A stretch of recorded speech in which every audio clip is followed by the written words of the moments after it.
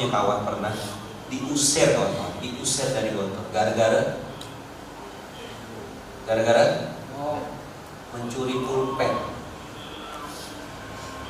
Anak kepala bank besar, kaya, curi pulpen. Berapa curinya? 1.000 rupiah tahun 2000. Saya masih ingat namanya, masih ingat wajah anaknya. Nyuri pulpen maksudnya sebiji harganya 1.000. Anak kepala bank dilaporkan ke Pak Kiai, diusir dari gontor. No compromise. Kok gitu? Karena sudah dikasih tahu dari awal, kalau ente mencuri, menyalahgunakan kepercayaan, ini akan diusir dari gontor. Dari awal sebelum masuk gontor sudah ada tentangan yang fakta itu kita selalu bang. Kata Pak Supri, saya bukan benci sama santrinya, bukan tidak suka sama ininya. Inilah pelajaran dalam kehidupan. Yang dinilai adalah pelanggaran syariatnya, mencurinya itu loh, bukan apanya.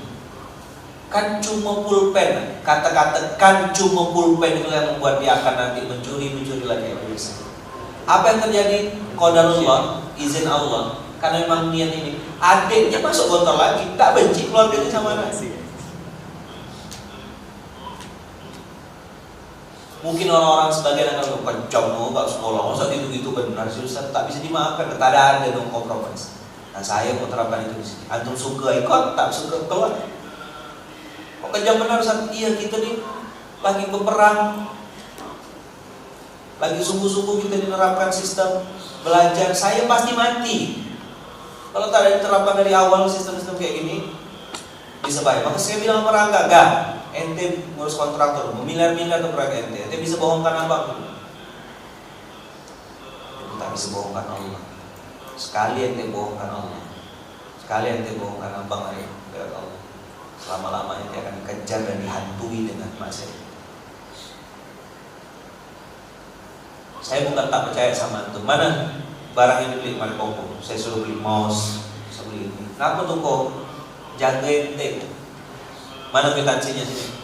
Fotokan barang yang tunjukkan ke saya. Lapor, ngomong apa adanya. Berapa sisa duit kok? 30.000 Ustaz. Mana kwitansi sini? Tujuan saya apa? Bukan mau curiga. Berapalah 30.000, 200.000, 300.000? Tidak seberapa. Tapi kalau dia bermaksiat gara-gara saya tidak kontrol, saya berdosa. Nyambung tidak tuh? Kira-kira. Karena nanti ketika sudah bohong satu kali, orang itu akan bohong lagi. Betul nggak? Betul nggak? Satu kebohongan akan menghasilkan kebohongan lain. Maka tak pernah ada tempat untuk orang